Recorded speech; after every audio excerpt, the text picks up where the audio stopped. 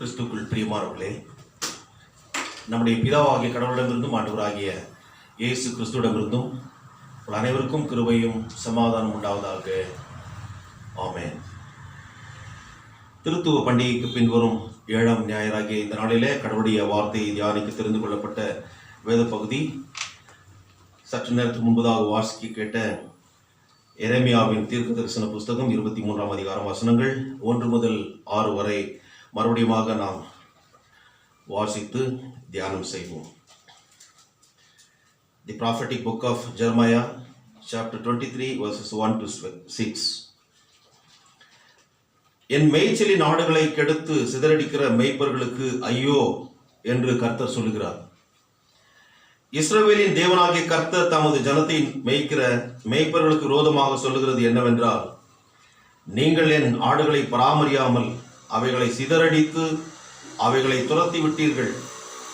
இதோ நான் உங்கள் பேரில் உங்கள் செய்கைகளின் பொல்லாப்புக்கேற்ற தண்டனையை உங்கள் மேல் வருவிப்பேன் என்று கர்த்தர் சொல்கிறார்.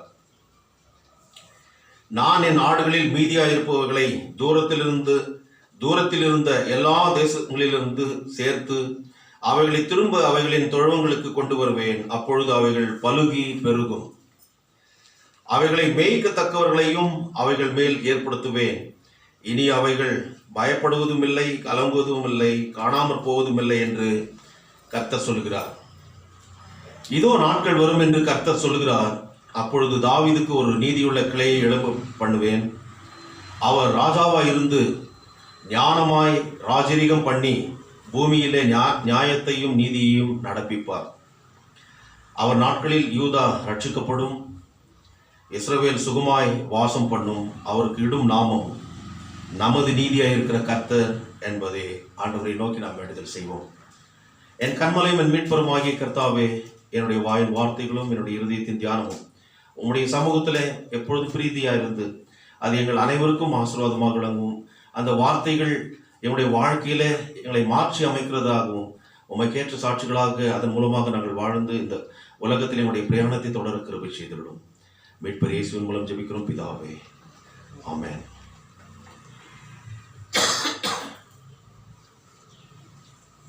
கிறிஸ்துவுக்குள் பிரியமானவர்களே, இந்த நாளின் செய்திக்கு ஒரு தலைப்பாக சொல்ல வேண்டும் என்றால்,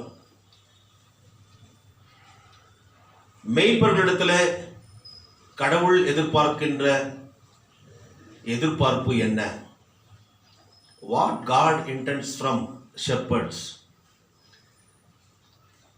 ஆண்டவராகிய இயேசு கிறிஸ்துவை குறித்து புதிய ஏற்பாட்டில் நான் பார்க்கின்ற போது 1 பேதுரு 5ஆம் அதிகாரத்தில் அவரை பிரதான மேய்ப்பன் என்று பேதுரு அப்போஸ்தலன் எழுதுகிறார். So he is the chief priest, chief shepherd. Priest என்றாலும் அதே தான் வருகிறது. ஷெப்பர்ட், பாஸ்டர் எல்லாம் ஒரே அர்த்தம் தான். பிரதான ஆசாரியர், பிரதான மேய்ப்பர். அவர் வரும்பொழுது இங்கே மேய்ப்பர்களாக பணி செய்து கொண்டிருக்கிறவர்கள் கணக்கு ஒப்புவிக்க வேண்டிய காரியம் இருக்கிறது. Who are all involved in the shepherding ministry, they must and should be accountable to God.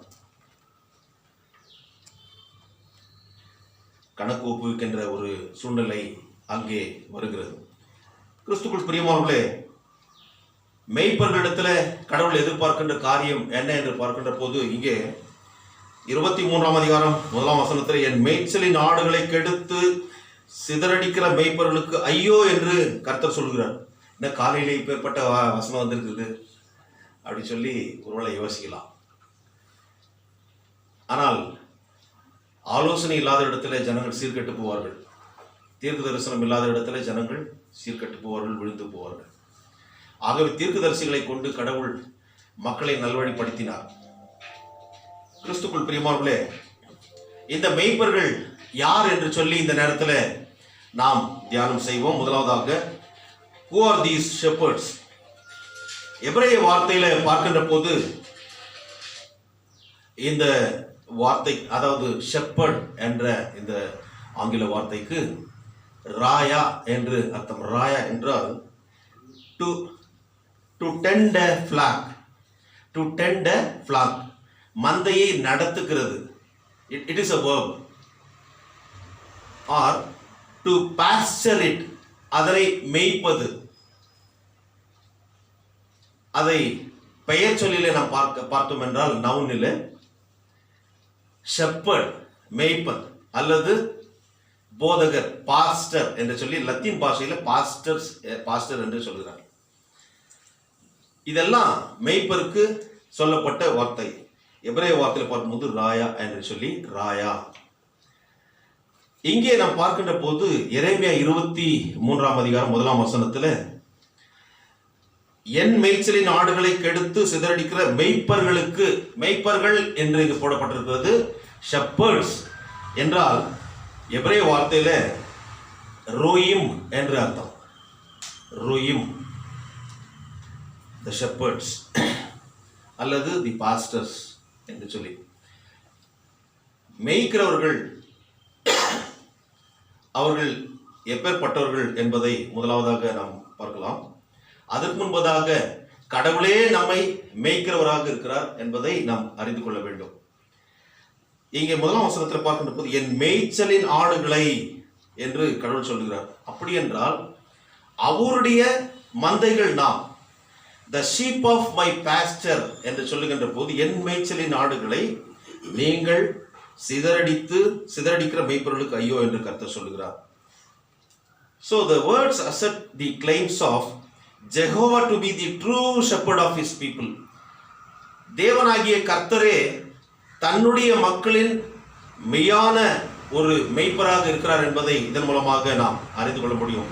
சங்கீதம் 79:13 நாம் பார்க்கின்ற போது உம்முடைய ஜனங்களும் உம்முடைய மேய்ச்சலின் ஆடுகளும் ஆகிய நாங்கள் உம்மை என்றென்றைக்கும் புகழ்வோம் என்று சொல்லி சங்கீதக்காரன் சொல்லுகிறார். உம்முடைய ஜனங்களும் உம்முடைய மேய்ச்சலின் ஆடுகள், the sheep of my pasture, இங்கே கடவுள் சொல்கின்ற போது என் மேய்ச்சலின் ஆடுகள் என்று சொல்கிறார். அதே போல சங்கீதம் 103 பார்க்கின்ற போது கர்த்தரே தேவன் என்று அறியுங்கள், நாம் அல்ல அவரே நம்மை உண்டாக்கினார், நாம் அவர் ஜனங்களும் அவர் மேய்ச்சலின் ஆடுகளுமாய் இருக்கிறோம். So we are God's flock. அவருடைய மந்தையின் மேய்ச்சலாக நாம் இருக்கிறோம். சங்கீதம் 24:1 பார்க்கின்ற போது கடவுள் எல்லாவற்றையும் படைத்தவர் என்பதை நாம் அறிந்திருக்கிறோம். பூமியும் அதன் நிறைவும் உலகமும் அதன் குடிகளும் கர்த்தருடையது. So whatever that we see here in this world, that belongs to God because he has created. He is the creator God. உன்னையும் என்னையும் படைத்தவர். He is the author of life. ஜீவாதிபதி. இங்கே தாவீது இன்றைக்கு நாம் வாசிக்க கேட்ட 23ஆம் சங்கீதத்தில் தாவீது கடவுளுடைய மகத்துவத்தை அவர் எப்படியாக தன்னை நடத்துகிறார் என்பதை 1வது வசனத்திலேயே மிக அழகாக சொல்றார். கர்த்தர் என் மெய்ப்பராய் இருக்கிறார். யாவே ரோயி. ரோயி என்று சொல்லும்போது மை ஷெப்பர்ட், கர்த்தர் என் மெய்ப்பராய் இருக்கிறார். யெகோவா ரோயி என்று சொல்லும்போது கர்த்தர் என் மெய்ப்பர் என்று அர்த்தம். என்னை மேய்க்கிறார் என்றால் என்ன அர்த்தம் என்று பார்க்கின்ற போது அவர் என்னை ஆளுகிறார், என்னை நடத்துகிறார். The Lord who rules me, the Lord who guides my life, he is with me in my life journey. He takes good care of me.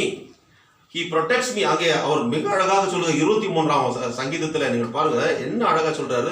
2ஆம் வசனத்தில் அவர் நம்மை மேய்க்கிறார். அடுத்து 3ஆம் வசனத்துல நீதியின் பாதைகள் நடத்துகிறார். He feeds, he leads me.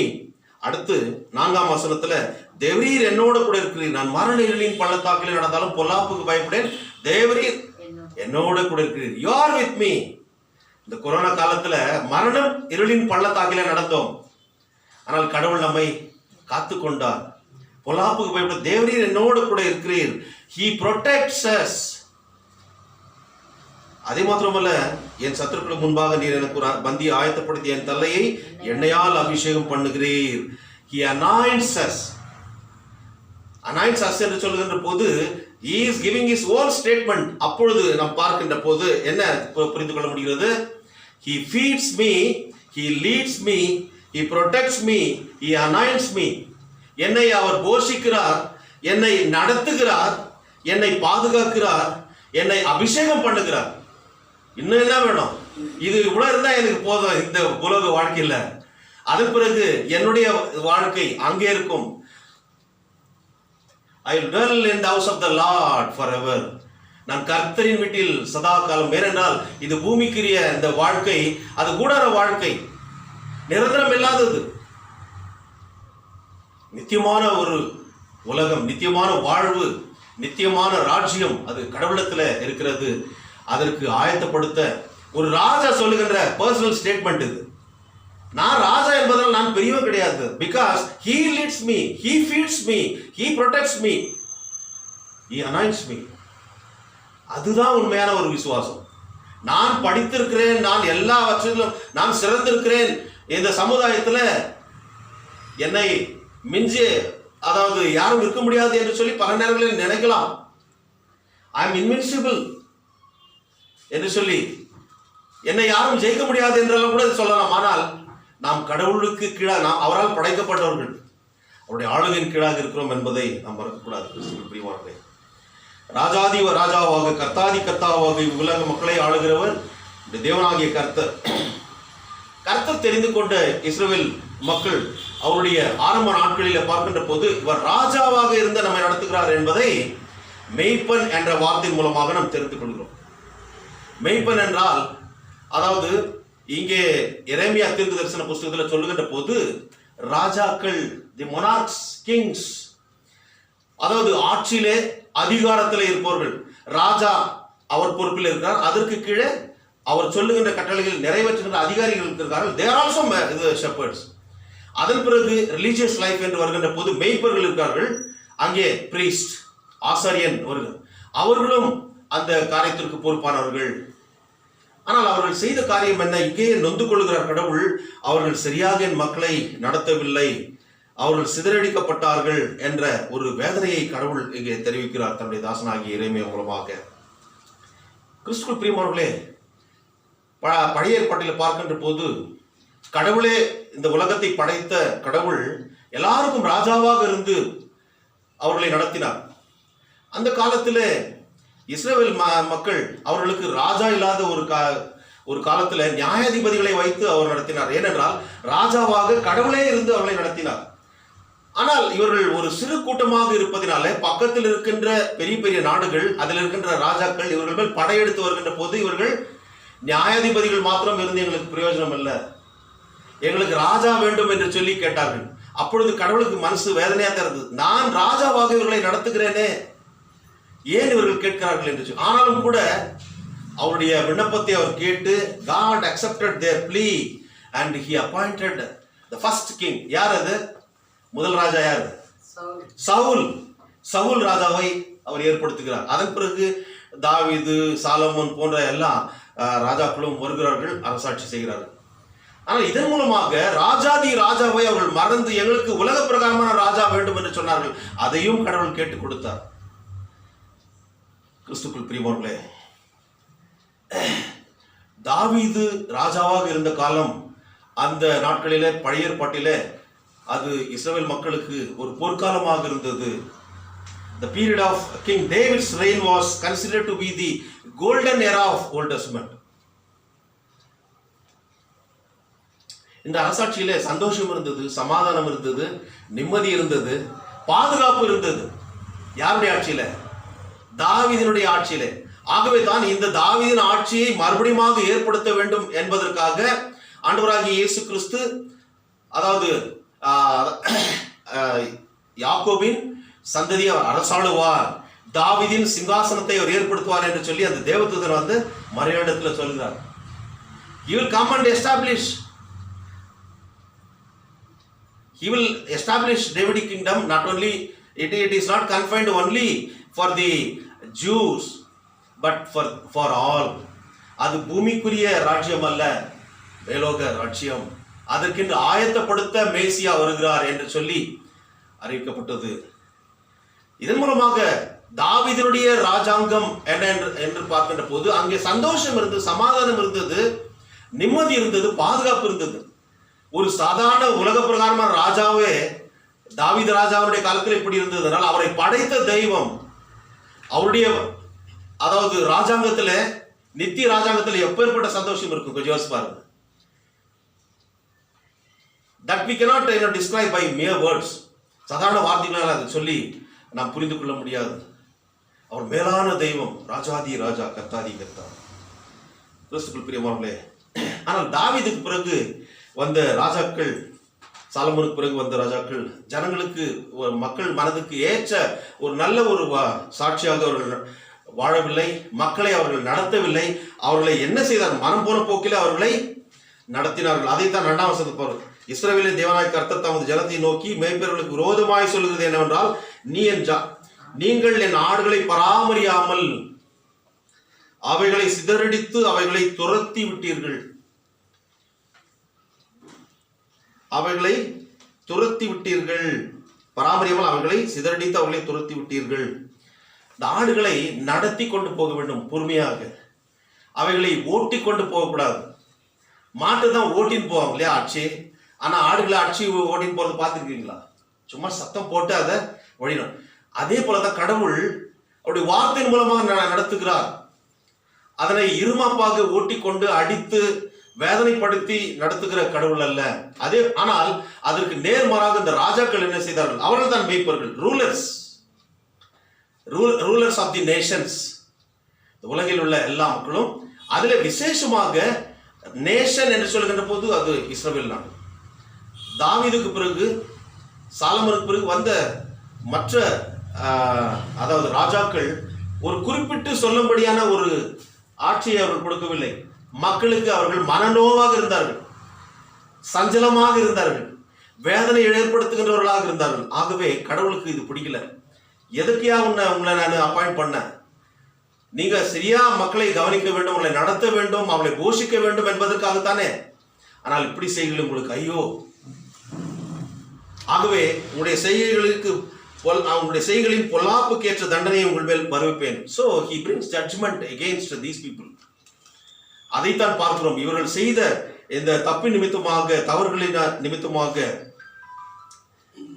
மக்கள் சிதறடிக்கப்பட்டார்கள். இங்கே ஷெப்பர்ட்ஸ் ஆர் பாஸ்டர்ஸ் என்ற எபிரேய மூல பாஷையை நான் பார்க்கின்ற போது நான் ஏற்கனவே சொன்னேன், நாட்டை ஆளுகின்ற ராஜாக்கள் ஆர் மொனார்க்ஸ். அடுத்து கடவுளுடைய திருச்சபையை ஆளுகிறவர்கள். இந்த காரியத்தை பார்க்கலாம். ஸோ இந்த 2 காரியத்தை மாத்திரம் பார்க்கலாம். அதாவது சிவில் அட்மினிஸ்ட்ரேஷன்ல அதனை ஆளுகிறவர்கள் இல்லைங்களா. இன்னைக்கு உலக பிரகாரமாக நம்மை ஆளுகின்ற ஆட்சியாளர்கள், அவர்கள் ஒரு மேய்ப்பர்கள். அடுத்து ரிலிஜியஸ் லைஃப்ல ஆவிக்குரிய வாழ்க்கையில் நடத்துகிற மேய்ப்பர்கள். இந்த 2 காரியத்தையும் இங்கே முதன்மையாக வைத்து சொல்லப்படுகிறது எரேமியா தீர்க்கதரிசன புத்தகத்தில். இதை குறித்து நாம் தொடர்ந்து பார்க்கலாம். கிறிஸ்துவுக்குள் பிரியமானவர்களே, the word shepherds, pastors comprehends both civil and ecclesiastical governors. ராஜாக்களும் ஆசாரியர்களும் கடவுள் எதிர்பார்ப்புக்கு மாறாக நடந்து மக்களை சிறப்பாக சமூக வாழ்விலும் கடவுளுக்கேற்ற ஆவிக்குரிய வாழ்க்கையிலும் நடத்தாமல் அவர்களை மனம் போன போக்கிலே நடத்தினதனால்தான் கடவுள் இங்கே மனம் நொந்து அவரிடத்தில் அவர் எதிர்பார்த்த காரியம் அங்கு நடக்கவில்லை. ஆகவே தண்டனையை அவர்களுக்கு கொடுத்தார். அவர்களுக்கு கொடுத்த தண்டனையை அங்க இருக்கின்ற மக்களும் ஏற்றுக்கொள்ள வேண்டிய ஒரு நிலைமை. ஆகத்தான் அவர்கள் நாடு கடத்தப்பட்டார்கள், அவர்கள் வாழ்விழந்து போனார்கள். they were exiled, they lost their religious freedom. அகதிகளாக வேறு நாடுகளிலே அவர்கள் தஞ்சமடைய வேண்டிய நிலைமை எல்லாம் ஏற்பட்டது. காரணம், ராஜாக்கள் மேய்ப்பர்கள் சரியாக அவர்களை மேய்க்கவில்லை. they were rather corruptors than reformers. அவர்கள் அந்த ஊழலிலே மூழ்கி திளைத்தவர்களாக இருந்தார்களே தவிர ஒரு சீர்திருத்தவாதிகளாக அவர்கள் இல்லை. கடவுள் அப்பேற்பட்ட ஒரு காரியத்தை எதிர்பார்த்தார். ஆனால் அவருடைய நிலைமை மிக மோசமாக இருந்தது. கிறிஸ்துவுக்குள் பிரியமானவர்களே, கடவுளுக்கு விரோதமான காரியத்தை இந்த ராஜாக்கள் செய்தார்கள். the ungodly monarchs on the throne of David have brought ruin and scattered the people. ஒரு அழிவை, பேரழிவை அந்த ராஜாங்கத்திற்கு அவர்கள் ஏற்படுத்தினார்கள். தாவீது உட்கார்ந்த அந்த சிம்மாசனத்தை மற்றவர்கள் நிரப்புகின்ற போது அதே போல அந்த குவாலிட்டி இருக்குன்னு நம்முடைய தேசத்தில் கூட பெரிய பெரிய தலைவர்கள் உட்கார்ந்த இடத்துல இன்னைக்கு உட்கார்ந்து இருக்கிறாங்க. நமக்கு அதான் தெரியும். ஆட்சியாளர்கள் சிறப்பாக செய்த இடத்துல இன்றைக்கு மற்றவர்கள் உட்கார்ந்து ஆட்சி செய்து கொண்டு நாம் எப்படி இருக்கிறோம் அது நமக்கு தெரியும். எந்த காரியங்களை, எந்த வேதனைகளை உலகம் நம்முடைய தேசத்து மக்கள் அனுபவித்துக் கொண்டிருக்கிறார்கள் என்பது நமக்கு தெரியும். அதனை நாம் இன்னும் எலாபரேட் பண்ண வேண்டிய அவசியம் இல்லை. கிறிஸ்துவுக்குள் பிரியமானவர்களே, so Jeremiah denounced all the leaders who were in authority of Judah for the ruthless way they treated the helpless people. மக்கள், அதாவது ஆட்சி செய்கிறவர்களுக்கு விரோதமாக பேசினா என்ன சொல்லுவாங்க? நீதி நியாயத்தை பேசினா அவர்கள் தேச துரோகிகள் என்று அவர்கள் அந்த செடிஷன் கேஸ்ல வந்து புடிச்சு போடுவாங்க இல்லைங்களா? நம்முடைய தேசத்துல கூட 100 அதாவது விவசாயிகளை செடிஷன் கேஸ்ல கடந்த ஆகஸ்ட் மாதம் 2020 அரெஸ்ட் பண்ணினார்கள். அவர்கள் மேல் தேச துரோக வழக்கு போடப்பட்டது. ஆனால் நேற்றைய தினத்தில் நீங்க பார்த்திருப்பீங்க, the chief justice of the supreme court, chief justice of India, justice NV Ramana என்ன சொன்னார்னா, அது வந்து அதாவது இட்ஸ் a colonial இது டாமினேஷன். அதாவது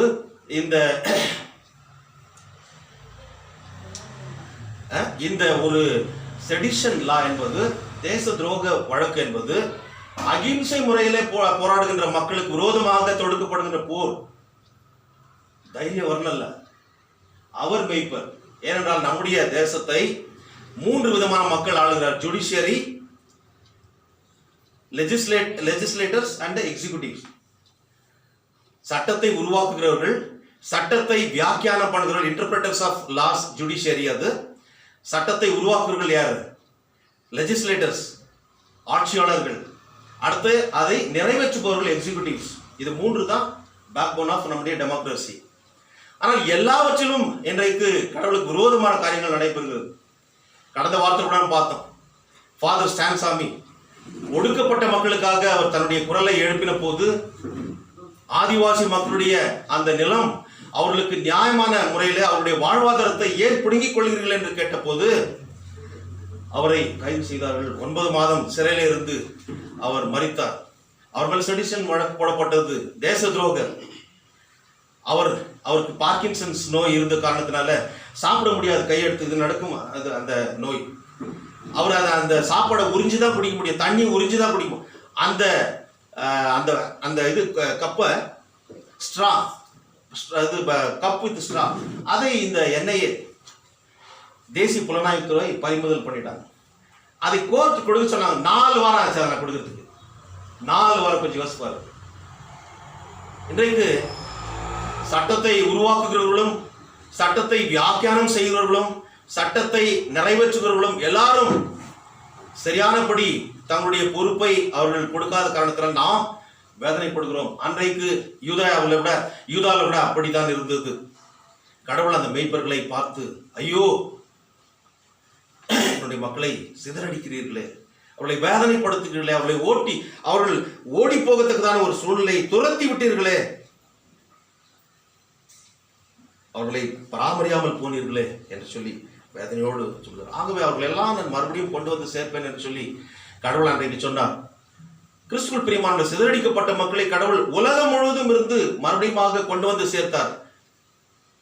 நாம் நினைக்கலாம் இஸ்ரவேலில் கொண்டு வந்து சேர்த்தது 1948 May 14 என்று சொல்லி. ஆனால் திருச்சபையாக எல்லா இடங்களிலும் அவர் சேர்த்தார் மக்களை. அதுதான் நாம் புரிந்து கொள்ள வேண்டிய காரியம். ஏனென்றால் ஒவ்வொரு நாடுகளிலும் அவரை ஏற்றுக்கொண்ட மக்கள், அவருடைய பிள்ளைகள் என்ற ஒரு அந்தஸ்தை, அதிகாரத்தை 1 யோவான், அதாவது யோவான் 1ஆம் அதிகாரம் 12ஆம் வசனத்தில் அவர் கொடுத்திருக்கிறார். ஆகவே அந்த பாக்கியத்தை அவர்கள் பெற வேண்டும் என்றால் அவர்கள் இஸ்ரவேலில் வந்துதான் பெற வேண்டும் என்ற அவசியம் இல்லை. எல்லா நாடுகளிலும் அவரை கர்த்தரை தொழுது கொள்ளும் காலம் எங்கும் எல்லா இடத்திலும் வரும்.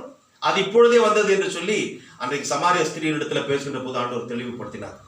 இன்றைக்கு நாம் தொழுது கொண்டிருக்கிறோம். இல்லைன்னா நம்ம கூட அங்கதான் போயிருக்கணும். கிறிஸ்துக்குள் பிரியமானவர்களே, கடவுள் நம்ம மேல் எவ்வளவு கரிசனை உள்ளவராக இருக்கிறார் என்பதை பாருங்கள். So the ruthless act of the rulers made the people to scatter from their civil and religious life. என் நாடுகளை பராமரியாமல் அவைகளை சிதறடித்தவர்களை துரத்தி விட்டீர்கள். instead of leading the flock in love, they drove it mercilessly and exploited. அவள் எப்படி கேடு கேட்டால் போகட்டும் என்று சொல்லி இவர்கள் மாத்திரம் வாழ்ந்தார்கள். இன்றைக்கு நம்முடைய தேசத்தில் கூட அப்படித்தான் இருக்கிறது இல்லைங்களா? பெட்ரோல் ஒரு இது அது ஒன்று ஏற்றினா போதும், இது எல்லா விலையும் ஏறிப்படும். கேட்கிறார்கள், ஜனங்கள் கேட்கிறார்கள். ஆனால் இன்றைக்கு என்ன நடக்கிறது? மக்கள் கேட்கின்ற மக்களுடைய துணி ஆட்சியாளருடைய காதுகளில் கேட்பது கிடையாது. ஆனால் மக்கள் குரலை எழுப்புகின்ற போது ராஜாக்களை ஏற்படுத்துகிறவரும் ராஜாக்களை தள்ளுகிறவருக்கும் காது கேட்கிறது அவர் செய்கிறார். ஆகவே தான் நாம் ஜெபிக்கிறோம். மாற்றத்தை அவரால் கொண்டு வர முடியும். ராஜாக்களை ஏற்படுத்தவும் முடியும், ராஜாக்களை தள்ளவும் அவரால் முடியும். கிறிஸ்துவுக்குள் பிரியமானவர்களே, இப்பேற்பட்ட ஆட்சியாளர்களை கடவுள் உரிய தண்டனையோடு சந்திக்க வருகிறார் என்று சொல்லி 2ஆம் வசனத்துல கடைசி பகுதியிலே நாம் பார்க்கிறோம். இந்த ஆட்சியாளர்களின் அராஜக போக்கினாலே அனைத்து மக்களும் சிறையில் அடைக்கப்பட்டு நாடு கடத்தப்பட்டு அவர்கள் வாழ்விழந்து போனார்கள், நொந்து போன. இன்றைக்கு அப்பேற்பட்ட ஒரு நிலைமை தான் நாம் கூட நம்முடைய தேசத்துல நாம் வாழ்ந்து கொண்டிருக்கிறோம். இல்லைங்களா? நான் சொல்றது உண்மை தானே. அதை வெளிப்படையா சொன்னா கூட சரி, பிரச்சனைகள் வரும்னு சொல்லி யாரும் சொல்ல மாட்டாங்க. ஆனால் இதுதான் உண்மை, யதார்த்தமான உண்மை. கிறிஸ்துவுக்குள் பிரியமானவர்களே, பெரிய பெரிய ராஜாக்கள் வந்தார்கள். அலெக்சாண்டர் தி கிரேட் உலகத்தையே பிடித்து தன்னுடைய கட்டுப்பாட்டுக்குள் கொண்டு வர, இந்தியாவில் ஒரு பகுதி கூட, நார்த் ஈஸ்ட் இந்தியா ஒரு பகுதி தி கிரேட் அலெக்சாண்டருடைய கண்ட்ரோல்ல இருந்தது. ஆனால் கிரேட் அலெக்சாண்டர் என்ன பண்ணார்? ஆண்டவர், நீ போப்பா, உனக்கு டைம் ஆச்சுன்னு சொல்லி அனுப்பிட்டார். மண்ணுக்கு திரும்பினார். அதே போல ஹிட்லர் கொஞ்சம் யோசிப்பார். செகண்ட் வேர்ல்டு வார் வர்றதுக்கு காரணமே அந்த போலண்டில் அதை பிடிக்க அவன் அந்த ராஜா, அந்த இளவரசர் வருகின்ற போது அவனை காரணம் இல்லாமல் சுட்டு, அது நிமித்தமாக ஒரு பெரிய பிரச்சனை ஏற்பட்டு, அதனுடைய நோக்கம் என்ன? நான் ஒரு சர்வாதிகாரியாக வந்து உலகத்தை என்னுடைய கட்டுப்பாட்டுக்குள்ளாக கொண்டு வர வேண்டும், எனக்கு விரோதமாக எழும்புகின்ற மக்களை நான் கொன்று குவிக்க வேண்டும் என்று சொல்லி 60 லட்சம் மக்களை, யூதர்களை கொன்று குவித்தார். ஈவு இரக்கமற்றவன். ஆகினால் தான் ஆண்டவர் சொல்றாரு, என்னுடைய மந்தையை மேய்க்காத மேய்ப்பவர்களை உங்களுக்கு ஐயோ என்று சொல்லி. ஐயோ என்றால் உங்களுக்கு கேடு. ஹிட்லரும் விழுந்து போனான். சதாம் ஹுசேன் 1990 நம்ம பார்க்கணும். இல்ல பக்கத்துல இந்த குட்டி நாடு எது, குவைத்தை பிடிக்க பார்த்தார். நடந்தது என்ன? அவர் பிடிக்கப்பட்டார், அவருக்கு தண்டனை கொடுக்கப்பட்டு அவர் மரணத்தை சந்தித்தார். ஆகவே ராஜாக்களை ஏற்படுத்தவும் ராஜாக்களை தள்ளவும் சகல அதிகாரத்தை கூட நம்முடைய தேசத்தில் அந்த மாற்றத்தை கடவுள் கொண்டு வருவார். மக்களுடைய வேதனை நீங்கி ஜனநாயக சுதந்திர காற்றை நாம் சுவாசிக்கத்தக்கதான நிலைமையை ஏற்படுத்துவார். அவரிடத்துல முறையிடுகின்ற போது, ஏனென்றால் அவர் ராஜாதி ராஜா, கர்த்தாதி கர்த்தா, நம்முடைய பிரதான மேய்ப்பர் அவர். கிறிஸ்துக்குள் பிரியமானவர்களே, இன்னைக்கு விதான சௌதால போனீங்கன்னா அந்த எலிவேஷன்ல ஒரு இது போட்டிருக்கோம். என்ன? அந்த என்ட்ரன்ஸ்ல government work is God's work. Government work is God's work. அரசாங்கத்தினுடைய வேலை கடவுளுடைய வேலை. ஆனா இன்னைக்கு அரசாங்கத்தினுடைய வேலையை நம்ம அனுபவிச்சுக்கிறோமா? அது கேள்வி நான் வச்சிடறேன். நான் நீங்களே பதில் சொல்லுங்க. இது with your own experience you can share. ஆனால் நேரம் இல்லை. கிறிஸ்துவுக்குள் பிரியமானவர்களை கொஞ்சம் யோசிச்சு பாருங்க.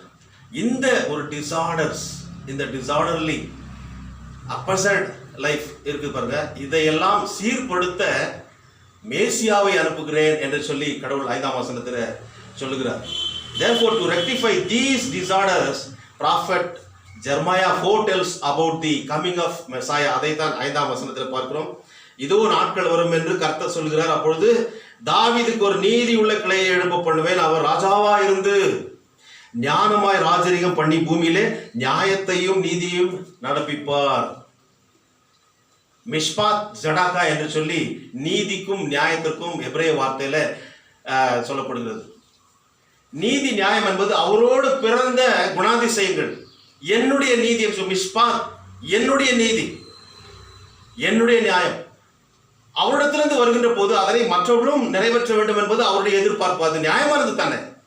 ஆனால் பொறுப்பில் உள்ளவர்கள், ஆட்சியாளர்கள், மேய்ப்பர்கள், போதகர்கள், ஆசாரியர்கள், பணியை நிறைவேற்றுகின்ற எக்ஸிகியூட்டிவ்ஸ் நிறைவேற்றவில்லை. ஆகவே கடவுள் உங்களுக்கு ஐயோ என்று சொல்கிறார். I will replace a suitable person. in your place. அந்த இடத்துல ஒரு நல்ல நபர்களை நான் ஏற்படுத்துவேன் சொல்லி 4வது வசனத்தில் கூட பாருங்க. அவைகளை மேய்க்கத்தக்கவர்களையும் அவைகள் மேல் ஏற்படுத்துவேன், இனி அவைகள் பயப்படுவதும் இல்லை. ஒரு அஷூரன்ஸ் கொடுக்குறாருல்ல. இன்னைக்கு நம்ம தேசத்துல கூட இந்த சிஏஏ என்பிஆர் எல்லாம் வந்து என்ன ஆகுது, கடைசியில் நம்ம இந்த நாட்டில் சேர்ந்தோமா என்ற கேள்வி எழுப்பப்படுகின்ற போது பல பிரச்சனைகள் வரும். புரிச்சுங்கள?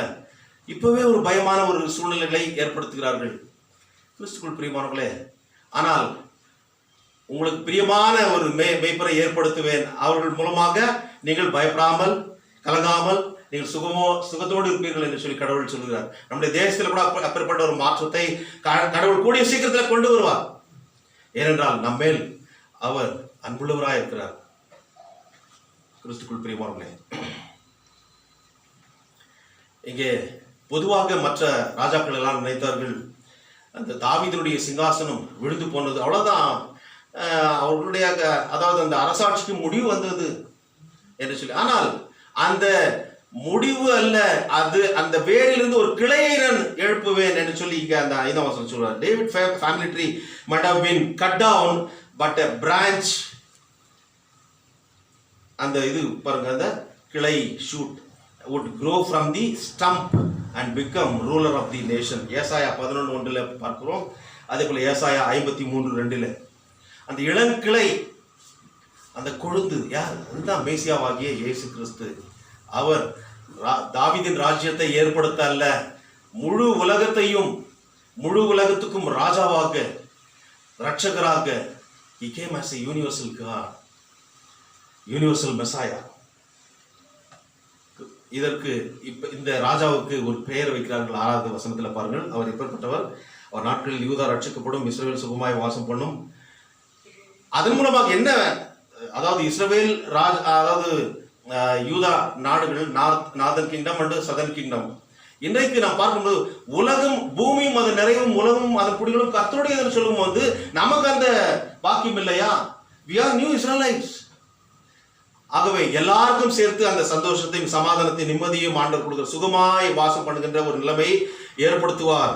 அவருடைய நாமம், அவருக்கு எடுக்கின்ற நாமம் நமது நீதியா இருக்கிற கர்த்தர் என்பதே. நமது நீதியா இருக்கிற கர்த்தர் என்றால் எபிரேய வார்த்தையில பார்க்கின்ற போது யெகோவா சித்கேனோ, யெகோவா சித்கேனோ என்று சொல்லி அர்த்தம். எங்கள் நீதி, நமது நீதி. He is our righteousness. He is our righteousness. எங்கள் நீதி யெகோவா, அவருடைய நீதி. ஸோ இந்த நீதியில மற்றவர்கள் தலையிட்டு அதனை கரெக்ட் பண்ண முடியாது, அதை கலங்க பண்ண முடியாது. அவர் பரிசுத்தர். கிறிஸ்துக்குள் பிரியமானவர்களே, இன்றைக்கு நம்ம கேட்ட நிருப வாக்கியத்தில் பார்க்கின்ற போது கடவுள் நம்மை தெரிந்து கொண்டிருக்கிறார். விருத்த சேதனம் உள்ளவர்கள், விருத்த சேதனம் இல்லாதவர்கள் என்ற ஒரு பாகுபாடு அன்றைக்கு அங்கே எபேசு பட்டணத்தில் இருந்தது. 2ஆம் அதிகாரம் 11ஆம் வசனம் 11லிருந்து 22 வரைக்கும் பார்க்கின்ற போது அங்கே நாம் இந்த காரியத்தை பார்க்க முடிகிறது. விருத்த சேதனம் உள்ளவர்கள், விருத்த சேதனம் இல்லாதவர்கள், காட்ஸ் சோசன் பீப்புள், ஜென்டைல்ஸ் என்று சொல்லி. ஆனால் கடவுள் ஆண்டவராக இயேசு கிறிஸ்து வந்து தன்னுடைய ரத்தம் சிந்தி இரு திருத்தாரையும் அவர் ஒன்றிணைத்தார். He made a reconciliation ministry. ஒருங்கிணைத்த ஒரு பெரிய ஒரு காரியத்தை ஆண்டவர் செய்தார். அங்க பாருங்க, அது இன்றைக்கு கேட்ட நிருபத்தில் என்ன பார்க்கிறோம்? 18ஆம் வசனம், பகையை சிலுவினால் வென்று அதனாலே இரு திருத்தாரையும் ஒரே சரீரமாக தேவனுக்கு ஒப்புரவாக்கினார். நான் விருத்த சேதனம் பண்ணாதவன். சர்க்கம்சிஷன் யாரும் பண்ணியிருக்கீங்களா? ஆண்கள் கிடையாது. ஏன்னா இருதயத்தில் நாம் விருத்த சேதனம் பண்ணினவர்கள். ஆகவே அந்த காலத்திலே விருத்த சேதனம் பண்ணாதவர்கள் கடவுளால் தெரிந்து கொள்ளப்பட்டவர்கள் அல்ல. தேவர் கன்சிடர்ட் as Gentiles. விருத்த சேதனம் பண்ணினவர்கள் கடவுளால் தெரிந்து கொள்ளப்பட்டவர்கள் என்று. ஆனால் பவுல் அப்போஸ்தலன் மூலமாக அந்த காரியத்தை தெளிவுபடுத்துகிறார். இருதயத்திலே அந்த விருத்த சேதனம் பண்ணப்பட்ட இருவரையும் அவர் ஒரு திருத்தாராக மாற்றி ஒப்புரவாக்கினார். He reconciled them as one body in Christ. அவ்வளவு பெரிய பாக்கியம். கிறிஸ்துக்குள் பிரியமானவர்களே, 13ஆம் வசனத்தில் பார்க்கிறோம், முன்னே தூரமாயிருந்த நீங்கள் இப்பொழுது கிறிஸ்து இயேசுக்குள் கிறிஸ்துவின் ரத்தத்தினாலே சமீபமானீர்கள்.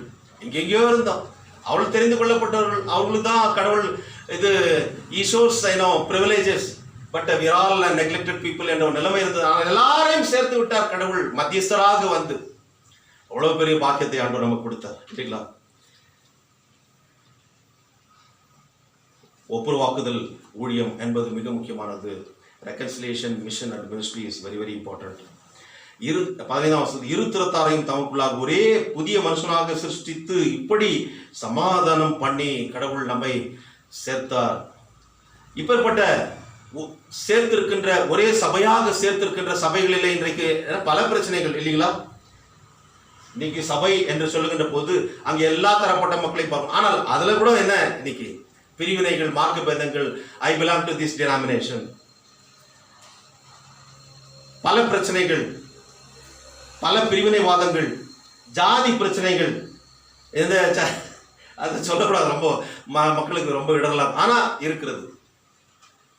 சரி செய்து கொள்ள வேண்டும். கடவுள் எல்லாரையும் ஒன்று சேர்த்தார். ஆனால் இங்கே பிரிவினைகளை நாம் ஊக்குவித்துக் கொண்டிருக்கிறோம் திருச்சபைகளில். ஜாதி பேதங்கள், இது இந்த சபையை சேர்ந்தது, இவங்க இது தலித் சபை, இவர்கள் முதலியார் சபை, இவர்கள் பிராமணர், இப்படி இதெல்லாம் இந்த நிலைமை மாற வேண்டும். ஏனென்றால் அந்த நிலைமையை மாற்றி அமைக்கவே ஆண்டவராகிய இயேசு கிறிஸ்து யூதர்கள் புறஜாதிகள் என்பவர்களை ஒன்றாக சேர்த்தார் திருச்சபையிலே. இன்னைக்கு நம்ம வாசி கேட்ட சுவிசேஷ வாக்கியத்தில் நம்ம பார்க்கிறோம். மார்க் சுவிசேஷம் 6:30-44 அங்கே இயேசு கிறிஸ்து 5000 மக்களுக்கு போஷிக்கிறார், 5000 பேரை போஷிக்கிறார். அவர் பாருங்க, சாப்பிடறதுக்கு கூட நேரம் இல்லாம அவரும் அவருடைய சீஷர்களும் படகுல ஏறி அந்த ஒரு வனாந்திரமான இடத்துக்கு போன்னு சொல்லிட்டு 31ஆம் வசனத்துல அவர்கள் போகிறார்கள். போகிற போது அவங்க போய் ரீச் ஆகிறதுக்கு முன்னாடி கடவுளுடைய வார்த்தையை கேட்க ஆவல ஜனங்க பட்டணத்துல இருந்தும் கிராமங்கள்ல இருந்தும் என்ன பண்றாங்க, கால்நடையா போறாங்க, ஓடுறாங்கன்னு அங்க பாருங்க. அந்த வசனம் பாருங்க, ரொம்ப அழகான அந்த வார்த்தை. 33ஆம் வசனம் பாருங்க. அவர்கள் புறப்பட்டு போகிறதை ஜனங்கள் கண்டார்கள். அவரை அறிந்த அநேக சகல பட்டணங்களில் இருந்து கால்நடையா இடத்திற்கு ஓடி அவர்களுக்கு முன்னே அங்கே சேர்ந்து அவரிடத்தில் கூடி வந்தார்கள். இயேசு கரையில் வந்து அவர் படகுல வந்து சேர்றதுக்கு முன்னாடி எவ்வளவு ஆவலா கடவுளுடைய வார்த்தை கேட்க ஓடுறாங்கல்ல. இன்றைக்கு நம்முடைய நிலைமை என்ன? திருச்சபையில கடவுளுடைய வார்த்தை கேட்பதற்கு ஆவலாய் ஓடி வருகிறார்களா? வசனம் இல்லாத ஒரு பஞ்ச காலம் வரப்போகிறது. அவர்கள் கடவுளை தேடினார்கள், கடவுளுடைய வார்த்தை கேட்க ஓடினார்கள். அவர் வந்து ரீச் ஆகிறதுக்கு முன்னாடியே போய் சேர்ந்து விட்டார்கள். அவருடைய ஆர்வத்தை பார்த்து கடவுள் என்ன பண்றாரு? அடுத்த வசனம், இயேசு கரையில் சேர்ந்து அநேக ஜனங்களை கண்டு அவர்கள் மேய்ப்பனில்லாத ஆடுகளை போல் இருந்தபடினால் அவர்கள் மேல் மனதுருகி அநேக காரியங்களை அவர்களுக்கு உபதேசிக்க தொடங்கினார். சரி வந்துட்டாங்க, ஃபர்ஸ்ட் பிரேக்ஃபாஸ்ட் போட்டுடலான்னு இல்லை, மதியானம் லஞ்ச் போடலான்னு. ஆனால் அதையும் அவர் செய்தார். அவர்களுக்கு அநேக உபதேசங்களை சொன்னார். So he fed them with the word of God. கடவுளுடைய வார்த்தையினால் அவர்களை போஷித்தார். அடுத்து சரீர பிரகாரமாகவும் அவர்களை போஷித்தார். அந்த கடைசி வசனம் பாருங்க, 44ஆம் வசனத்துல, அப்பம் சாப்பிட்ட புருஷர் ஏறக்குறைய 5000 பேர் இருந்தார்கள். வெறும் புருஷர்கள் மட்டும் போட்டுக்கிறாங்க. அப்போ பெண்ஜாதிகள் அல்லது பிள்ளைகள் பத்தி போடல. அது ஒரு வருத்தமான ஒரு காரியம். எல்லாரும் சேர்த்தா ஒரு 20 லட்சம் இருக்கும் அப்படின்னு சொல்லி வேத வல்லுநர்கள் சொல்லுகிறாங்க. அவ்வளவுதான் முக்கியமா என்று அல்ல, இங்க போடப்பட்டது புருஷர்கள் 5000 பேர் என்று. ஒரு 20 லட்சம் பேர் எப்படி வந்திருப்பாங்க கொஞ்சம் யோசிப்பாங்க. ஆனா சீஷர்களுடைய நிலைமை என்ன? அதுதான் நான் சொல்றேன். நான் மேய்ப்பர்கள், மந்தையை மேய்க்காத மேய்ப்பர்களே உங்களுக்கு ஐயோ, என்னுடைய மந்தையை சிதறடிக்கிற மேய்ப்பர்களே உங்களுக்கு ஐயோ என்று சொல்கிறார். இங்கே சீஷர்களோட அவரோட கூட தான் இருக்கிறாங்க. ஆனா என்ன சொல்றாங்க? 300 பணம் கொடுத்து வாங்கினாலே அவங்களுக்கு போதாது, அவளை அனுப்பிவிடும் என்று சொல்லி 36ஆம் வசனத்துல சொல்றாங்க. கடைசியில, புசிக்கிறதற்கும் இவரிடத்தில் ஒன்றுமில்லை, ஆகையால் இவர்கள் சுற்றி இருக்கிற கிராமங்களுக்கும் ஊர்களுக்கும் போய் தங்களுக்காக அப்பங்களை வாங்கிக் கொள்ளும்படி இவர்களை அனுப்பிவிட வேண்டும் என்றார்கள். ஆண்டவர் சொல்றார், நோ நோ நோ நோ, நீ நினைக்கிறமா நான் இல்லை, அவர் மனதுருக்கம் உள்ள கடவுள். ஜோசப்பார் காலையில இருந்து அவருடைய உபதேசத்தை இந்த 34ஆம் வசனத்துல அநேக காரியங்களை அவர்களுக்கு உபதேசித்தார் என்று சொல்லும் போது மெய் மறந்து கேட்டிருப்பாங்க. பசி கூட அவங்களுக்கு தெரிஞ்சிருக்காரு. அப்பாவுடைய வார்த்தை போதும்.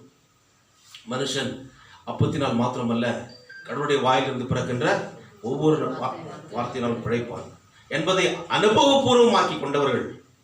ஆனால் அவர்களை சரீரப்பிரகாரமாக போஷிக்க கடவுள் நினைத்தார். ஏனென்றால் அவர் மனதிற்கும் உள்ள கடவுள் அந்த காரியத்தை நிறைவேற்றினார். சீஷர்கள் ஏதோ வந்தாங்க, கேட்டாங்க, போட்ட விடு சாமி,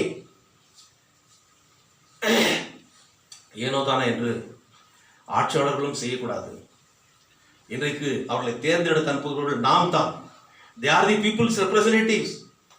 அதே போல போதகரையும் திருச்சபை தான் தேர்ந்தெடுத்து அழைக்கிறது. அவர்களை இருமாப்பாக ஆளக்கூடாது என்று சொல்லி 1 பேதுரு 5ஆம் அதிகாரத்தில் பாருங்க, எப்பேற்பட்ட ஒரு எதிர்பார்ப்பை அங்கே கடவுள் அதாவது மெய்ப்பொருளிடத்தில் எதிர்பார்க்கிறார். படிங்க, அது 1 பேதுரு 5ஆம் அதிகாரம் 1-4. உங்களில் உள்ள மூப்பருக்கு உடன் மூப்பனும் கிறிஸ்துவின் பாடுகளுக்கு சாட்சியும் இனி வெளிப்படும் மகிமைக்கு பங்காளியமாய் இருக்கிற நான் புத்தி சொல்லுகிறதாவது, இப்ப நானே படிக்கிறேன். உங்களிடத்தில் உள்ள தேவனுடைய மந்தையை யுவர் காட்ஸ் ஓன் ஃபிளாக் என்று சொல்லப்பட்டது. காட்ஸ் ஓன் ஃபிளாக், தேவனுடைய மந்தையை. இங்கே கூட எரேமியா தீர்க்கதரிசன புத்தகத்தில் என்னுடைய மேய்ச்சலின் ஆடுகளை சொல்றார். சோ சபையை அவர் அதிகமாக நேசிக்கிறார். சபை விசுவாசிகளை அதிகமாக நேசிக்கிறார். அவர்களை ஆசாரியர்கள், அதாவது பிரீஸ்ட், மெய்ப்பர்கள் ஒரு சாதாரண கிள்ளுக்கரை போல நினைக்க கூடாது. அவர்களை கண்டியமாக நடத்த வேண்டும், இருமாப்பாய் நடத்தக்கூடாது. பாருங்க, ரொம்ப அழகாக போடப்பட்டிருக்கிறது. நீங்கள் மேய்த்து, தேவனுடைய மந்தையை நீங்கள் மேய்த்து கட்டாயமாய் அல்ல, மனப்பூர்வமாயும் அவலட்சணமான ஆதாயத்திற்காக அல்ல, உற்சாக மனத்தோடும். இங்கிலீஷ் பைபிள் யாராவது வச்சிருக்கீங்களா? அதில் அந்த வசனம் பாருங்க. இங்கிலீஷ் பைபிள் யாராவது இருந்தா செகண்ட் படிப்போம். Shepherd the flock of God. Shepherd the flock of God, which is among you. Serving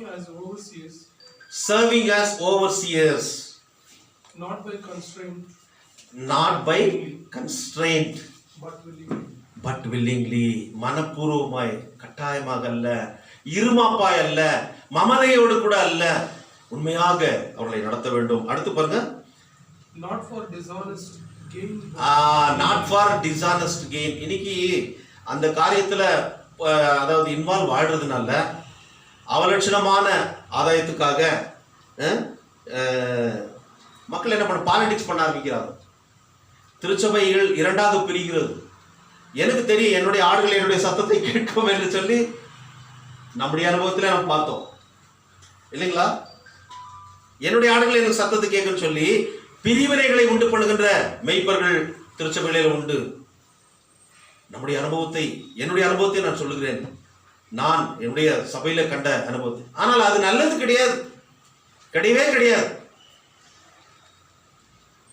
கிறிஸ்துக்குள் பிரியமானவர்களே, அந்த வேதனையான காரியத்தை செய்கிறவர்கள் மாற வேண்டும். அதான் கடவுள் எதிர்பார்க்கின்ற என்னுடைய தாய் சபையில் நடந்த அந்த அனுபவத்தை நான் சொன்னேன். என்னுடைய ஆடுகள் இருக்கிறாங்க, அவங்க எனக்கு சத்தத்தை கேட்குவாங்க, நீங்களாம் பண்ண வேண்டிய அவசியம் இல்லை சொல்லி எனக்கு பிரிவினை ஏற்பட்டது. அதுதான் இருமாப்பாய் ஆளுகின்ற ஒரு காரியம். மெய்ப்பர்கள் அப்படி செய்யக்கூடாது என்று சொல்லி கடவுள் சொல்கிறார். ஏனென்றால் 3ஆம் வசனம் பாருங்க, சுதந்திரத்தை இருமாப்பாய் ஆளுகிறவர்களாக அல்ல, மந்தைக்கு மாதிரிகளாகவும் கண்காணிப்பு செய்யுங்கள். So God has given us freedom with responsibility. சுதந்திரத்தை இருமாப்பாய் ஆளக்கூடாது. நான் சொல்றதை அவன் கேட்கணும், அப்படி கிடையாது.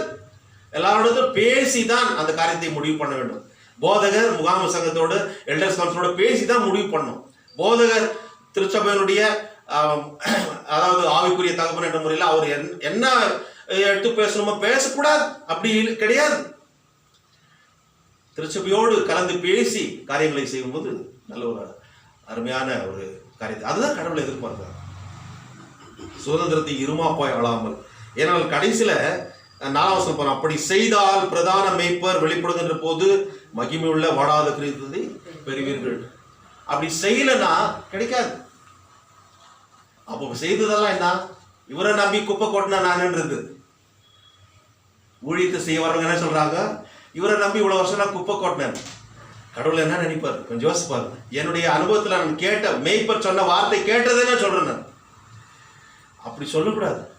குப்பை கொட்ட ஒன்றா வந்தார், குப்பை கொட்டனாக உன்னை கார்பரேஷன்ல சேர்த்துருப்பார் கடவுள். கிறிஸ்துக்குள் பிரியமானவர்களே, மிக ஜாக்கிரதையாக கடவுள் கொடுத்த பணியை செய்ய வேண்டும். ஏனென்றால் திருச்சபை கடவுளுடைய சொந்த மந்தை இருமாப்பாய் ஆளாமல் அவர்களை கண்ணியத்தோடு கடவுளுக்கு ஏற்ற வழியில நடத்த வேண்டும். அப்பொழுது அந்த வாடாத கிரீடத்தை கடவுள் கொடுப்பார். அதை பெற்றுக்கொள்ளத்தக்கதாக ஊழியர்களும் நாமும் அனைவருமாய் சேர்ந்து தொடர்ந்து இந்த உள்ளத்தில் வாழ பரிசுத்த ஆவியானவர் தாமே நம்மை வளப்படுத்தி ஆசீர்வதித்து காப்பாராக. ஆமென். எல்லாத்துக்கும் மேலான தெய்வீக சமாதானம் நம்முடைய இருதயங்களையும் சிந்தனைகளையும் கிறிஸ்து இயேசுக்குள்ளாக நம்மை பலப்படுத்தி காப்பாராக. ஆமென்.